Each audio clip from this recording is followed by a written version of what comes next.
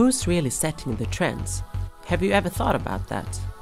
The thing is, my job as a fashion editor is all about reporting back about all of those fashion stories that in the end inspire you and me when we choose our daily attire. This is the story behind the trends. This is my fashion report.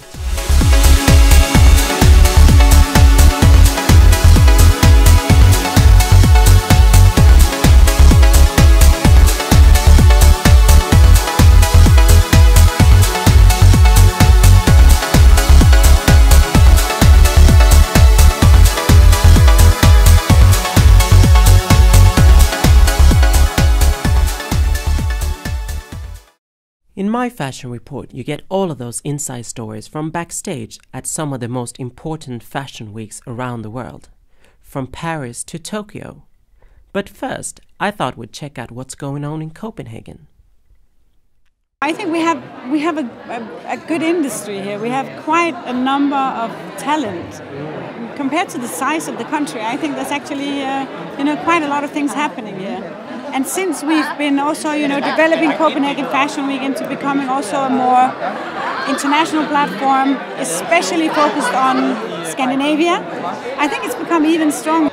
Who do you think have the most power today? Is it you as a fashion editor? Is it the woman or the man in the street? Or is it the blogger? Or who is it? Is it the designer maybe? The blogger has a lot of power. I mean, the best ones with a lot of followers, of course. But I mean, everything changes so fast now with how I think a lot of like the new techniques, the new social media, like Instagram, for example, it's so big now. So a lot of people just work with Instagram instead of the blogs. The Danish fashion phenomenon has long been a hot topic in the international fashion press. With Copenhagen as a base, more Danish designers than ever are now hitting the international audience. Who are they and what makes their design so desirable? Danish fashion is often synonymous with edgy, contemporary, ready-to-wear fashion. Clothes designed for everyday use, without losing the cool factor.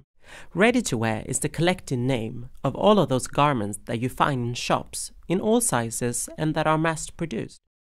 So with all of these fashion talents gathered in Copenhagen during one and the same week, there are bound to be a few that draw extra attention. I'm talking about all of those names that have been showing their collections season after season and set a whole new level at the Nordic fashion scene. I'd call them the Danish League.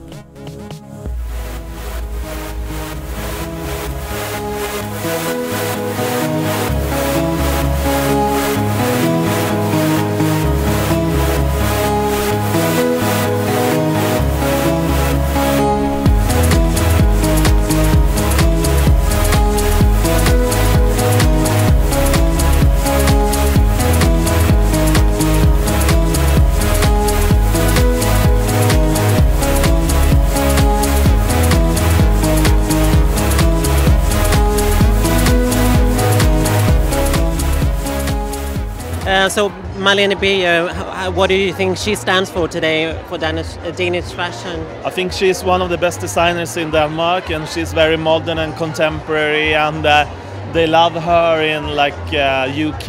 And if you buy Vogue UK and Elle, you see she's represented there. So she's one of the top designers in Scandinavia, I would say. But it's like Malene Birger, it's where you dress up and do a little extra about it. So I've just returned home and then turned into this.